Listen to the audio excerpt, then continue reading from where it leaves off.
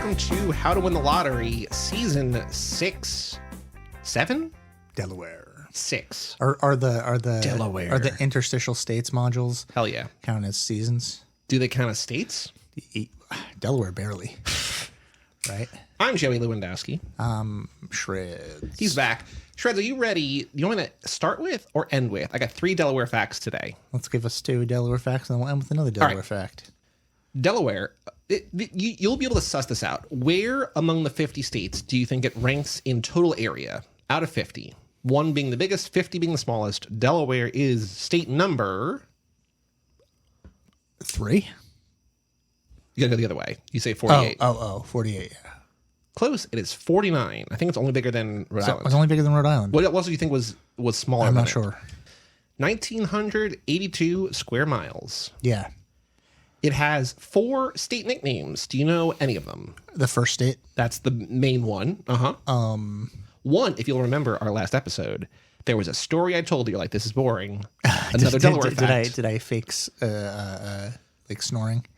Probably. I mean, even when you don't do it, I hear you doing it. The Blue Hen State. Do you remember the Blue Hen State? The state bird is the Blue Hens. Is that in the name of like a college team? Or are they like the Blue Hens? I have no idea. The Delaware Blue Hens? Maybe. That's pretty good. It's also the Diamond State. And where does that come from? Don't know. And Small Wonder. Small Wonder. Like the TV show. Sure. Do you know Small Wonder, the TV show? Don't. Small Wonder was a TV show about a little girl who was a robot. And she like grew up with a family. Okay. And she was the Small Wonder. And when was it? Is it like the 80s? yeah, the 80s. And I think it was only a season or 2 long. I think they may have started to run into the problem of that child aging. Yeah, that's why you do it as a movie, not a TV show. Yeah, but it was like a domestic comedy. Was it good? Did you watch it? I think it was. I've seen a couple episodes here and there. I think it was not. I think it was just an 80s show that was. Was it set in Delaware?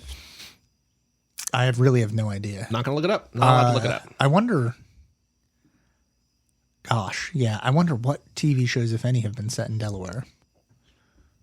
I'm gonna Google that. TV shows set in Delaware. Go ahead, Google it. Category: TV shows set in Delaware. Sure. Why is there a subcategory? Okay, there are 4, and then like 1 kind of spin-off. We've got a show called Messiah, which I do not know. Is that the show that? There's a show right now that on Netflix. It's a Netflix show. That is. There's a Mark Millar comic called American Jesus, and they changed the title away from American Jesus. I think because that title was upsetting to people for reasons that are maybe obvious. This is not that show. This was a show that came out January 1st, 2020, pre-COVID. Got canceled after 1 year. It had Michelle Monaghan in it. She has a CIA officer, Messiah. Okay. Show number 2, The Pretender, from 96 to 2000 on NBC. Show called Secret Service, which was aired from 92 to 93 on NBC. Whatever Happened to ... Robot Jones, Cartoon Network show. Okay. All right. I was going to say that one sounds good. And then Steven Universe and Steven Universe Future are apparently set in Delaware. So, honestly, more than I thought there was going to be. None of which I've seen even a single episode of. But what can you do? What can you do? Oh, this is episode 2. This is The Book of Unknown Americans by Cristina Henríquez. Firmly set in Delaware. Much more so than Fight Club. I read this. I started reading it. I finished reading it before you, maybe for the first time ever. And I text you after the first time. I'm just like, Shreds, we're in the clear. Delaware, and baby. Firmly Delaware. Yeah. What is Delaware about it? Let's see if we have. I have a take on this that is maybe, I don't know.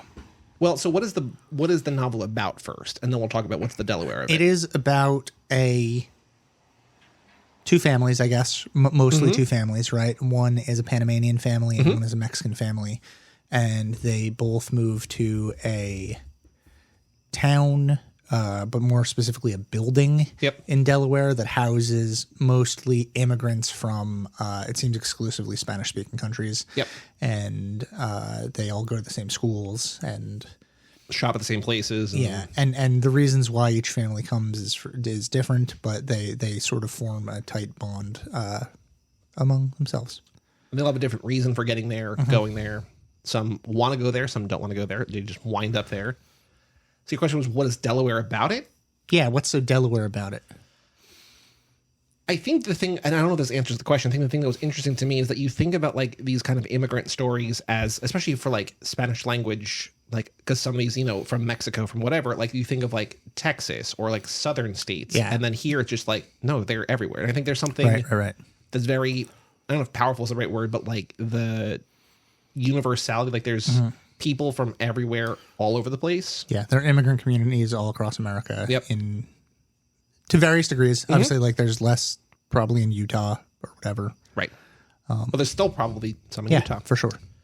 So I don't know if that's particularly Delaware about it, but I think there's something interesting about the angle of it being set in Delaware, because you're like, oh, a Mexican family moves to America, got to be set in Texas, Arizona, New Mexico. It's like, no, it's Delaware. It's like, well, why? Yeah, there's also this thing where snow becomes a plot point, which is feels kind of important to it.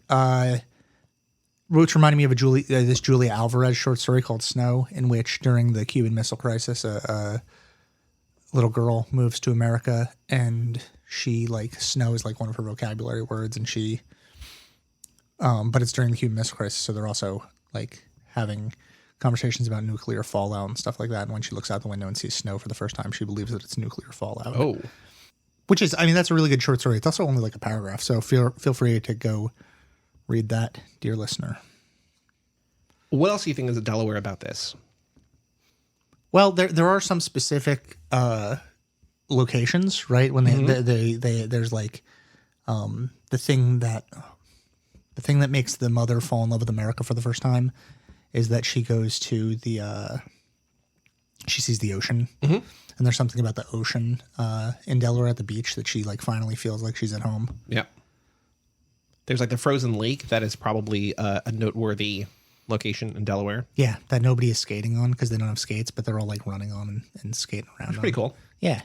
And then I think there's also one character who like winds up there for the tax haven, which is like, that's Delaware. Is that? Or is I that don't remember. Maybe it's not a major character. If it's you know, but I also wonder, like, I was looking up Cristina Henríquez, and like, there's not a lot of information I can find about her online. I know this book was a big deal when it came out in 2014. It was like Oprah loved it, and it was on like Amazon's top 10 sellers. And there's a bunch This is an Oprah book? I don't know if it's an official Oprah book, but her name is associated with this in some form. But like, I couldn't find out if this was like not her story, but like similar to her story, if she grew up in Delaware, or like I couldn't figure out why. Like as you were like investigating whether or not this is like a kind of autofiction. Like, yeah, because I want to be like, well, why? Like, I understand the impulse to want to tell like an immigrant story, but like, why the immigrant story in Delaware? Like, Yeah, it feels probably. And if it is autofiction, then it's masked autofiction because the main characters that we get first person from are either adults or a male child, right? So she's masking by Correct. you know, doing various things.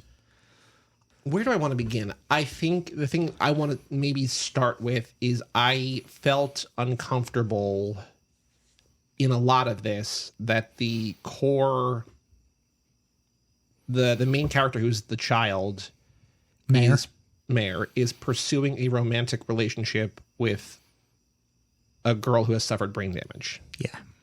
And it feels rapey. Okay. It feels predatory. And I just couldn't get past that to an extent. Like, that wasn't like, I think like when the chapters in his point of view, I think are my least favorite for mostly that reason. I think the parent stuff I enjoyed more, but that I was just like I get the whole, like, you're a 13-year-old boy or whatever, just trying to, you're horny all the time. And like, you see the most beautiful girl. She's fucking gorgeous. This is also juxtaposed with him rescuing her from someone who is maybe going to rape her. Correct. So we have that contrast between him and like the actual bad guy.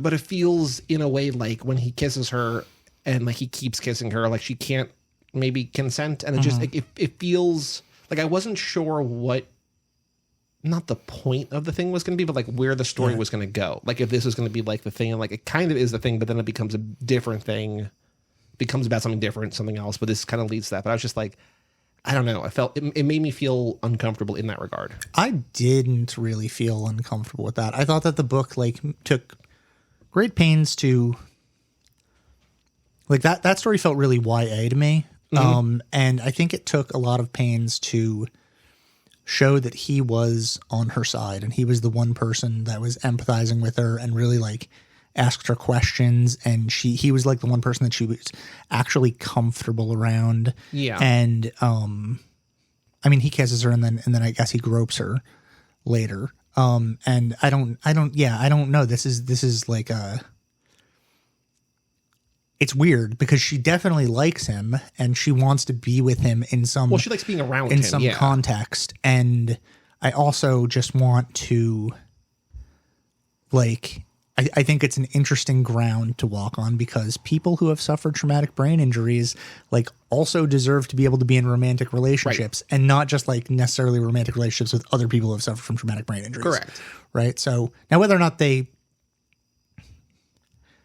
can take some more time from when they're 14 years old to when they're a little older and have recovered a little more, that's another question. And but also 14-year-olds are crazy. They have so many like chemicals that are fucking them all up. But like what's so the reason her family moves there is to go to a school that can help her. And it's like she has not begun to recover yet. And it just feels like strange timing in that regard, right? Where it's like, and we also never get a chapter from her perspective, which might be impossible to write. I don't know. No, I mean, I think it's not impossible to write. It's not impossible to write because some great books have done it, but you run the risk of like, it's a risky chapter to write because people can look at that and go like, oh, like she's like the part in Jest. She's doing a voice. Right. Or like, I mean, Flowers for Algernon is probably the best example of that, where like most of that book is written in a developmentally disabled voice. Maybe you can do it. It's just she doesn't try to, which she punts on it, which denies us her perspective, which puts the book in that place that you're concerned about. Yeah. Because you get the sense that there is a lot going on underneath that she just has trouble expressing. Because I think what the book ultimately becomes about is, to a certain extent, like xenophobia and racism. Yeah. And you can get to where it gets to if she does not have brain damage. Yeah, but there's something about her being damaged in that way that makes it... Okay, so I guess otherwise you could have it just be like her parents are super protective and they don't want her to go outside. Like a Romeo and Juliet story. But that would feel trite a little bit because we've seen it so many times. Sure. But also what you have with her being damaged in the way that she is you get the arc of the mother's guilt, which I think works really well. Yeah. But like I think in terms of the keeping her from Mayer. And then him sort of like rescuing her or whatever and going away and then leading to the dad getting killed.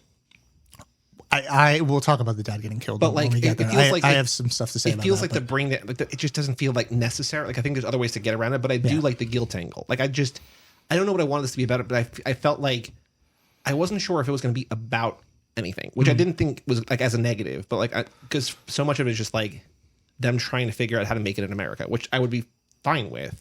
And then it becomes this whole other thing. I'm just like, I'm not sure. I think the best part of the book is the part where he pulls her out of school so they can go watch the snow. Because that feels like a very narcotic young love, damn the consequences. Yep. Like, it's us against the world. We're going to do this thing. I know I'm going to get in trouble, but like, I need to be with you right now. And if I'm not, I'm going to explode. Right. And there's something great about that. And then they fall asleep and it's like, that the consequences are coming. How the consequences come, I do not like, because then it turns it into what feels a little bit like a morality play. No matter how many times after that they state explicitly, this is not your fault. This is not your fault. It does make it seem like that the dad gets shot because of a decision that the son makes. Right. Which is like, I guess that's the way consequences work in the world. But when you're structuring fiction, like, it seems like you're morally condemning the children for their act, right? Which I'm not wild about. Like I was trying to think of like who, and I know there's a singular answer to this question, but like who the one main character would be. And I don't know that there is one, but like if you're trying to figure out like who's learning the lesson from this, like what's the lesson to take away? And like if it is Mayor, what lesson does he learn? I don't know, because he knows what he's doing is quote unquote wrong, right? I guess so. Like he knows he's gonna get in trouble. He knows he's gonna get in trouble, and he doesn't care. Yeah, but ultimately he also knows that she's safe with him. Mm-hmm. He knows that they have, it's one of those things when you're 14, 15, sure. It's like you don't feel like you have forever. You feel like you have this one moment in your life and you have to do everything right now. Well, especially I think that's compounded by the fact that like if her dad loses his job, which he does, they could force deportation. They could face deportation, which they do for part of this, right? So like they might really only have now. Yeah. I don't know, but I was just like, not sure. The other issue that I had, and like I think overall, like I liked more of it than I didn't. But the other thing that like stood out to me as a thing that I did not like was, and I'm sure it's true, and I'm sure it happened, but using 9/11 as a reason to not go home. Yeah, and I'm like, I get it, but also, I'm like, that's where this is going. Where they're like, oh, I'm so excited to go home, and then 9/11 happens, and just like, I love it. I love 9/11 popping up in a book. Because it's like, I think because it's like I don't know how old Cristina Henríquez is. I assume she's around my age, maybe a little bit older. She looks, I have no idea. Again, her website does not have information. But based on what she's saying about 9/11, my guess is that she's either a little younger than me or a little older than me. And for people our age and your age, like 9/11 is something that is just dropped into our stories. Right. So when it shows up in books, movies, whatever, it can feel hacky, but at the same time, it also feels like that's the thing that we all went through. Yeah. It's like all of a sudden, like collectively, we're all there again. You can all picture the thing happening exactly as you pictured it, exactly as you saw it first person. And it is like a great connector in a very broad way. And also like America has a sense of irony around 9/11 and a sense of tragedy around 9/11. And you never know like what 9/11 is going to show up. Right. So like, that's also something that's really interesting to me too. Like the 9/11 that shows up in this book is so different from the 9/11 that shows up in like My Year of Rest and Relaxation or Extremely Loud and Incredibly Close. Which I did not read, but I saw and did not like. Or Falling Man, or any number of like there's so many 9/11 books that's like, and you have like a different version of all 9/11 in all of them, and they're all the 9/11 that we know and love, baby. Yeah, I was just like, it just felt. I think I might have told this. I don't remember if I told the story in this podcast or not. I might have told you at off mic, whatever. But when we were doing Keanu Club, we were doing Keanu Reeves podcast, and we were watching all of his movies, and we were like researching like what are we going to cover? Because like we went through his IMDb, and there's like where he stars as Self, and it's just like him on like late night shows or whatever. There's like Keanu Reeves' journey to success, whatever. It's like an unauthorized biography, and we're like, what is this? And then in the middle of the movie, it's like, hold on. Okay, you can't, I don't know. Do you know this or no? So it's some guy who just made a documentary about Keanu's career, and he's selling the DVDs on eBay for like $8, or not eBay, Amazon for $8. So Mike and I were like, yeah, we're going to watch it. So we bought it, and it's talking about, how he like started acting, blah, blah, blah, whenever. And then it's like, Keanu was beset by like things just like happened in his life. His sister got sick, his girlfriend died, blah, blah, blah. 9/11 happened. It's just like, it's like, hold on. So like, but the way that it posits, it's like, look, 9/11 happened to everybody and to Mark Wahlberg, right? Those are the people that 9/11 happened to. Yep. But this documentary, which is like an hour long, not good, is basically just like, just when Keanu thought his life couldn't get any worse, 9/11. It's just like, it didn't happen just to him. Like, it was this wild where we're like, hold on, what? But yeah. It happened to Seth MacFarlane. It happened to Mark Wahlberg. And it happened to the rest of us. Yep. Boy, but yeah, I was just like, oh, I didn't see that coming. Yeah. Not that I didn't like it, but I was just like, that seems... I mean, like, look, if you're looking for reasons why, like justifiable reasons why a family who the mom, all she wants to do is go home to visit her family in Panama or wherever, whichever story it is. Like, what is one undeniable reason she can't go home? Well, 9/11 also, I think stories about immigrants, 9/11 plays a big role because like 9/11 is why you have things like ICE. I also think and so like that's like future tripping about it. Like it's saying it's showing you this thing that happens that has this like reach that goes decades into the future. I wish that it was more, maybe like I didn't think about it like that. I wish it was maybe more overt or it played a bigger role. Like that's a better reason to include it. But the fact it's just like, well, 9/11 and then it just moves on. It's like, hold on, what? But yeah, no, I'm with it. I had no problem with that. Cool. I figured you would. You love a 9/11 story. Yeah. What did you think overall of this? Well, let's talk briefly about the structure of it before I get to my overall. Okay. The structure goes from various first-person perspectives, and then there are chapters in between that are first-person perspectives that we never get again from people. Of seemingly another person in the complex. And it is their immigrant story, just telling, and it's like a wide variety. From a bunch of different countries. And it's showing us all how all of these immigration stories are completely different and how all of them are very, like, have a depth of humanity to them. They cover, like, a significant basis of the various people that live in this world. And so that's like the Book of Unknown Americans is like all of these people who don't get their stories told largely because of they're denied a first-person perspective in media. And they're denied a first-person perspective in media because of a language barrier. Right? That they don't get to tell their own stories and other people are always speaking for them on their behalf. And you get that with the when the dad goes into the neighborhood and he gets shot and the guy's arrested. But like you get the sense that ultimately in the future his story will be forgotten. He's just another person. He's a statistic. He's a statistic. And you get the sense that maybe he wouldn't just be a statistic if people were able to tell their own stories, or you get multiple instances in throughout the entire novel where people are frustrated by their inability to communicate, whether it be the mother on the bus or the mother with the kid that she's trying to tell to leave her daughter alone. Or just being not the language barrier, but like being unable to communicate with her daughter. Okay. So this is my problem. Okay. It feels a little bit like the daughter's brain damage and her inability to communicate and people lacking empathy toward her and getting frustrated with her and trying to tell her story for her. Because remember, over and over again, she tells Mayor, like, you're the only one who listens to me. You're the only one who...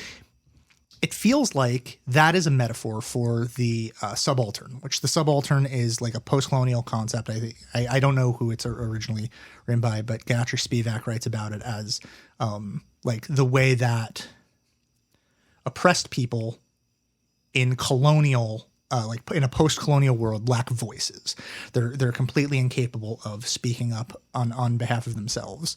Gayatri Spivak also writes about how all minority tales are doomed to be nationalist metaphors. So if someone from Panama in America writes a Panamanian novel takes place in America, it is, instead of being a story about a girl with brain damage, it ends up being a Panamanian story. Or, I mean, she's Mexican. So Mayor is the Panamanian one. It ends up being a Mexican story about a girl with brain damage, which makes it a story about Mexico and a story about Mexico's role in America.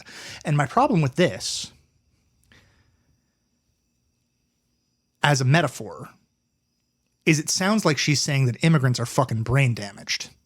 Which I do not like. Right? That is where like I run into a brick wall with this book, because like I think that is an effective metaphor. I think it is like a powerful metaphor, and I think it is a completely wrong metaphor. I think it's a bad metaphor that shouldn't be out there.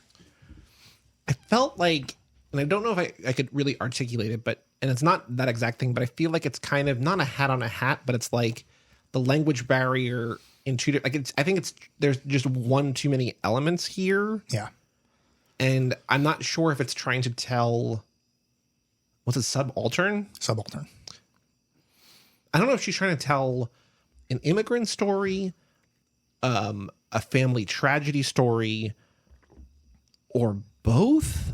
I think it is both. I think she's, and I don't even look, giving Cristina Henríquez the benefit of the doubt, that might not even be a purposeful metaphor, right? That might not be something that might be something that like through the error of subconscious comes together like that, and I'm reading it. Well, like you right? also, as this podcast has proven, you read things with a focus on language.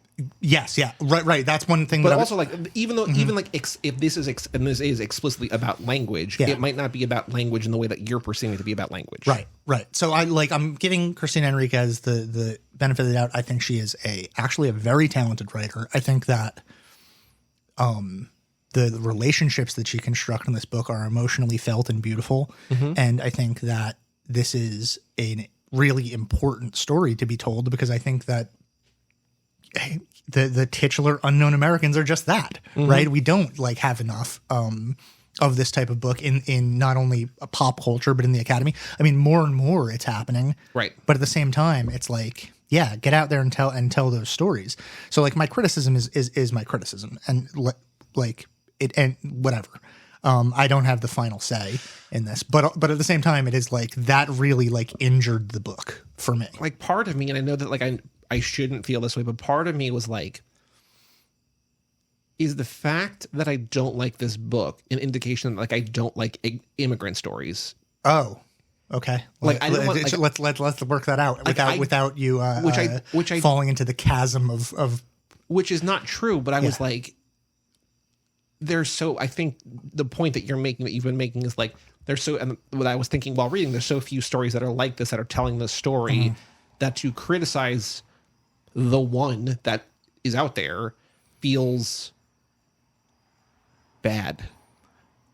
Again, so you're uncomfortable with criticizing it from like a white perspective. Like if there were like 1,000 stories about Panamanians in Delaware, you could be like, yeah, this one's not my favorite. But when like there's one and you're like, I don't like it, it feels bad. I don't know. I mean, like, again, I think a lot of it worked for me. I didn't like the dad being killed. That did not work for me at all. I didn't like what I came to perceive as the subconscious connection between brain damage and the immigrant experience.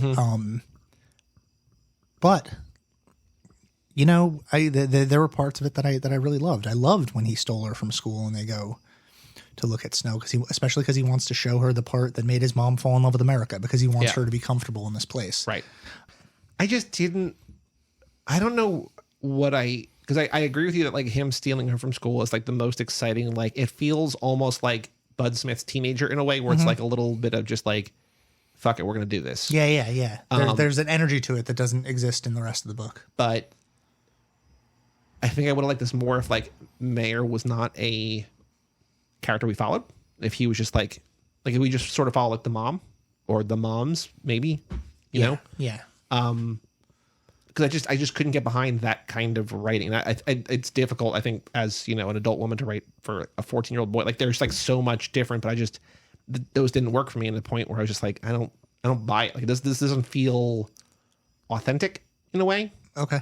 I don't know. I just didn't love that, but I would have liked stories from Maribel's perspective. And I think the way that you do that, and I apologize for like trying to rewrite a book. But I think the way that you do that is within her first person narration, you have it be sort of repetitive and circumlocutive, and you have her forgetting the things that she just said, so that she ends up saying the things again and again.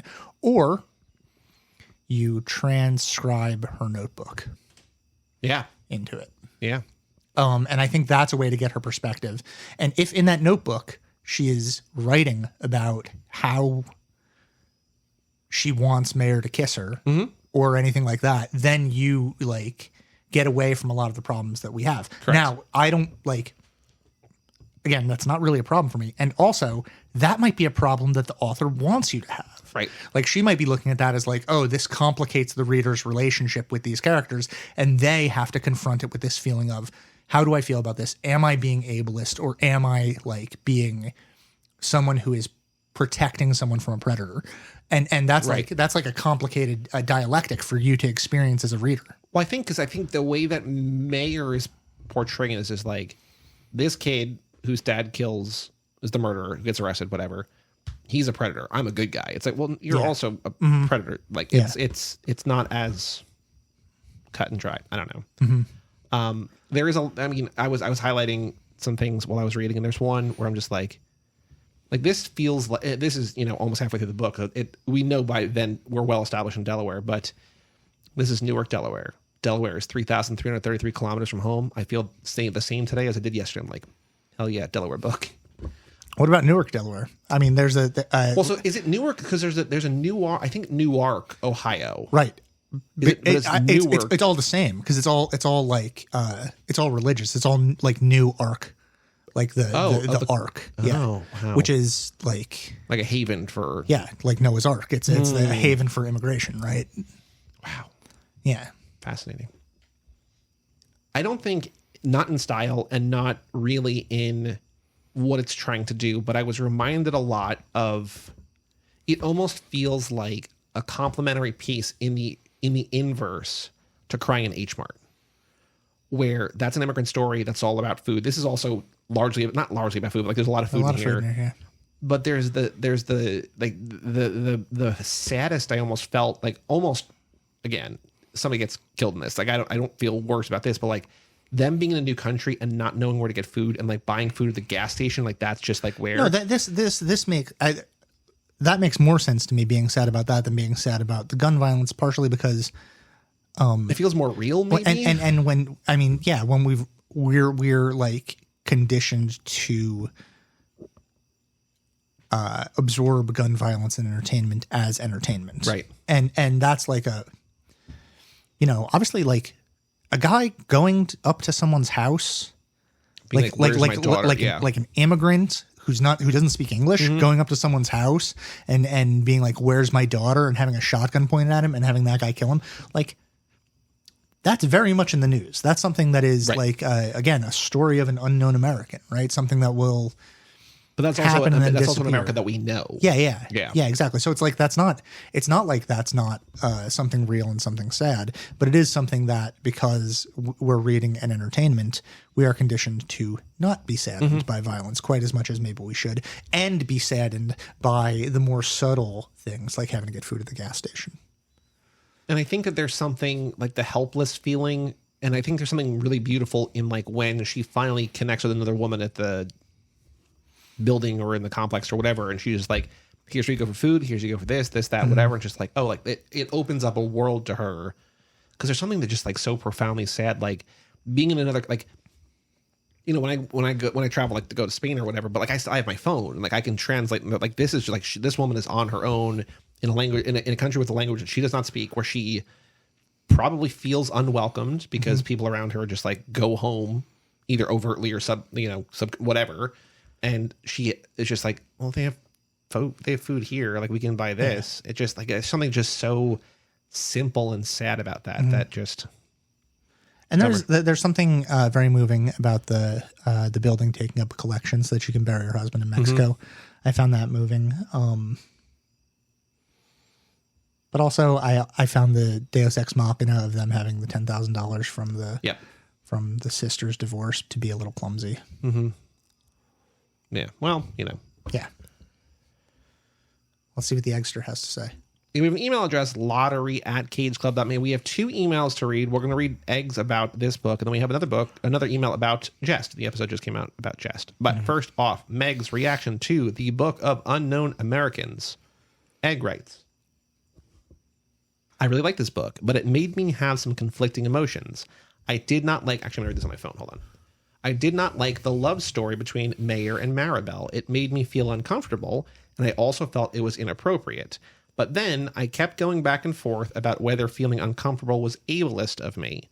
And the conclusion I came to actually came from one of Mayer's lines. He mentions that no one asked Maribel what she wanted, but he's also guilty of not asking Maribel what she wanted. As readers, we already know Maribel is passive when it comes to sexual experiences because of what happened with brackets insert character's name here that I forget. I think Garrett. I think it's Garrett. Yeah. lifting her shirt up and being uncomfortable. Through her conversations with Mayer, it eventually becomes clear she had made that experience had made her uncomfortable, and presumably she's comfortable with Mayer. However, this conversation was had after they'd already made out and Mayer jizzed in his pants. Love Egg writing jizzed in his pants in an email. So I'm hesitant to give Mayer the benefit of the doubt in this scenario. He just gives off nice guy vibes to me, and I really don't like it, which, yeah. What I was saying. Yeah, he's 14 years old. He's going to jizz in his pants. I don't know what to say about that. We're not talking about that anymore. He had the presence of mind to be ashamed of it and to hide it. But to then, run like, away. when the other lady's like, she's like, he got out of the car and his pants were wet. Yeah, come on, get out of here. I really liked Kiskea. Is that how you're pronouncing it? Kiskea?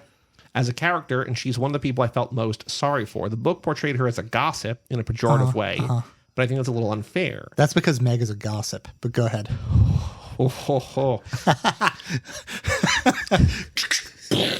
Putting on blast.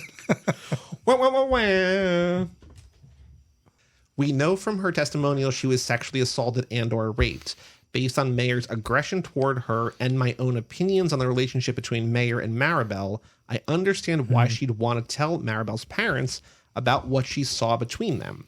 I think the narrators who describe Kiskea unfairly judge her. Yeah. I think part of the reason I liked her is because the novel is trying too hard to paint her as a villain. All in all, Egg writes, I enjoy this novel, and I'm glad I read it. Yeah, jokes aside, that is a really good notes about Kiskea, and I agree. I think that she is written as a villain, but also she clearly just wants friends and feels betrayed by Maribel's mother. No, sorry, not Maribel's mother. Mayer's mother. Alma? Is it Alma? For having a new friend. Yeah. Right, which is hard. Right. Like, because now she's like... Oh, there's like a new family on the block, and now they're friends with all the people I want to be friends with. Yeah. Yeah. Lady, you're going about it all wrong. Stop ratting on kids. Be friends with Mayer. Yeah. He could use a friend. We also have an email here from Tim, new writer inner. Subject line, it was Lyle. Hey guys, loved the Infinite Jest episode. Great, starting with a compliment. Now here comes the correction.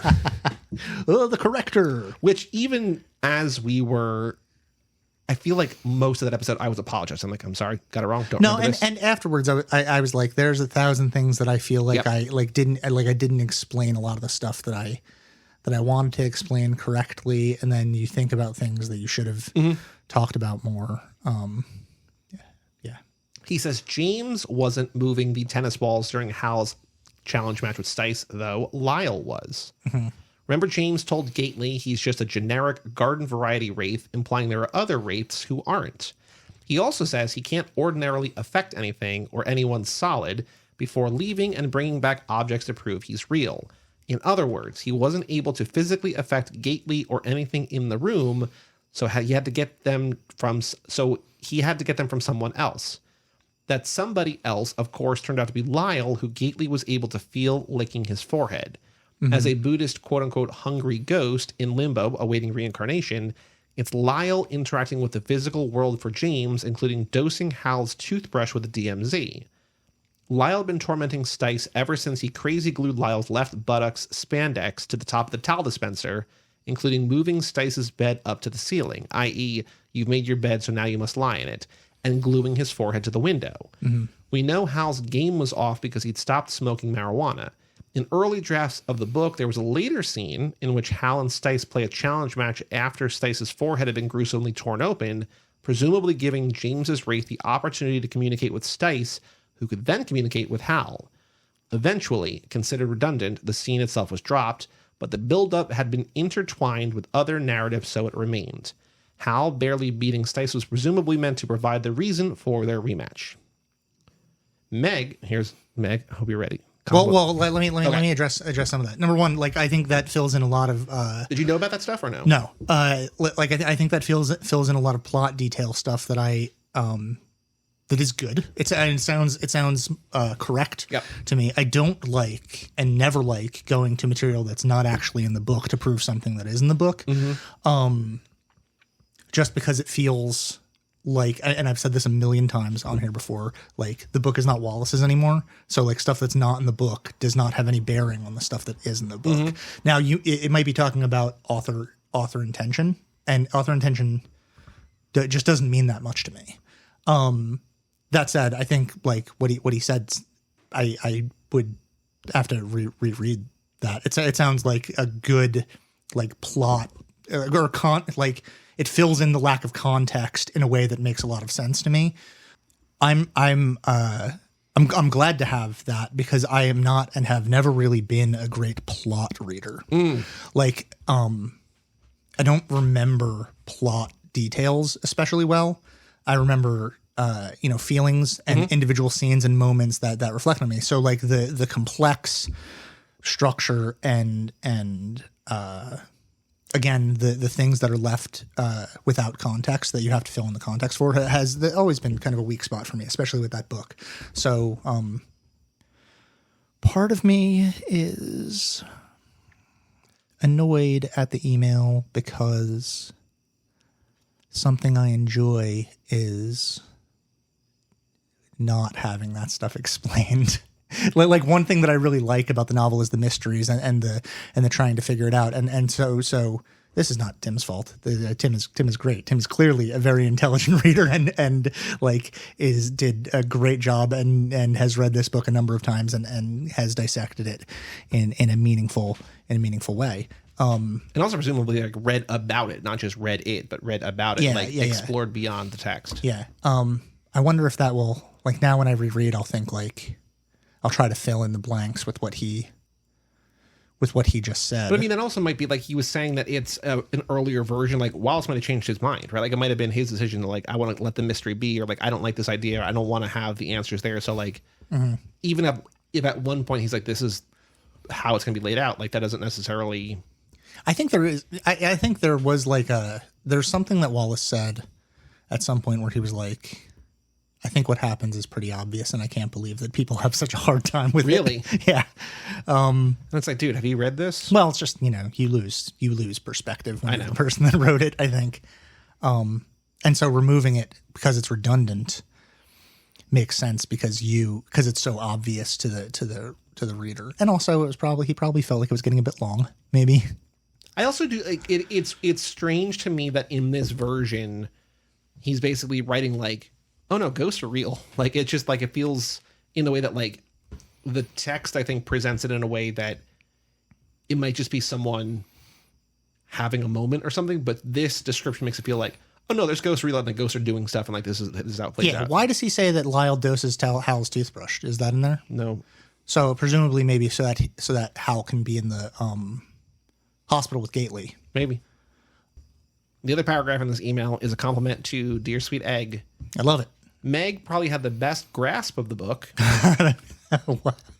I mean, that's like, God bless. I mean, Meg is every bit as smart as me, if not smarter, but that feels like a dig. Yeah.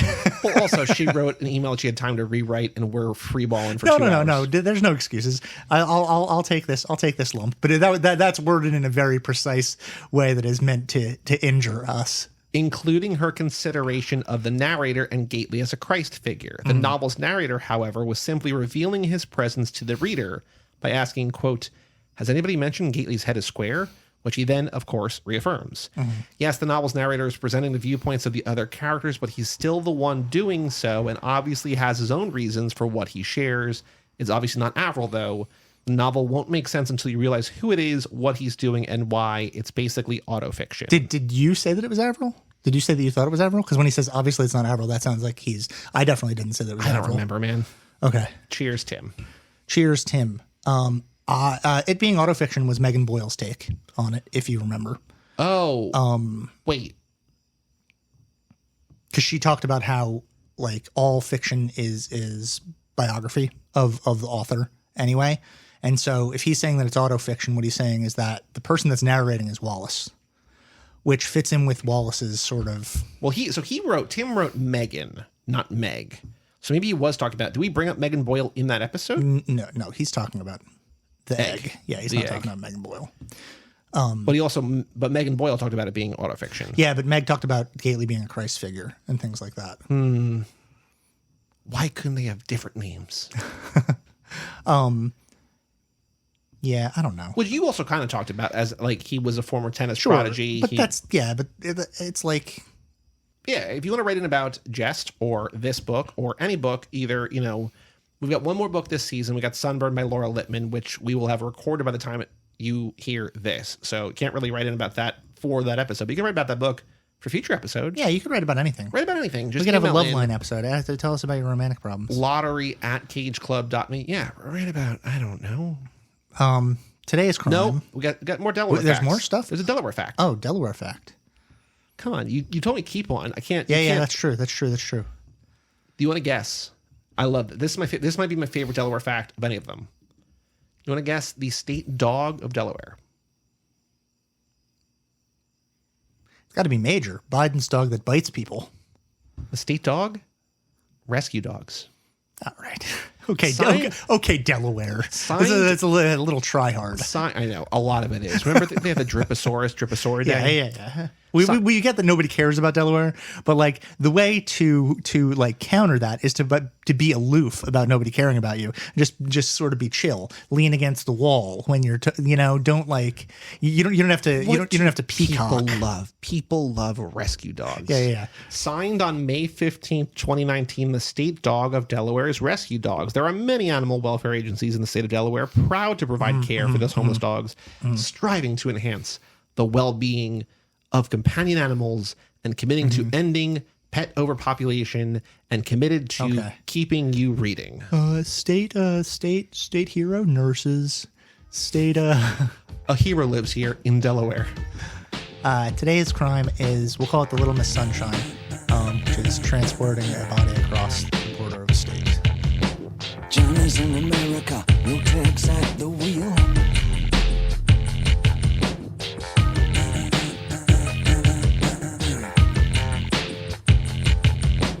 No one needs anyone.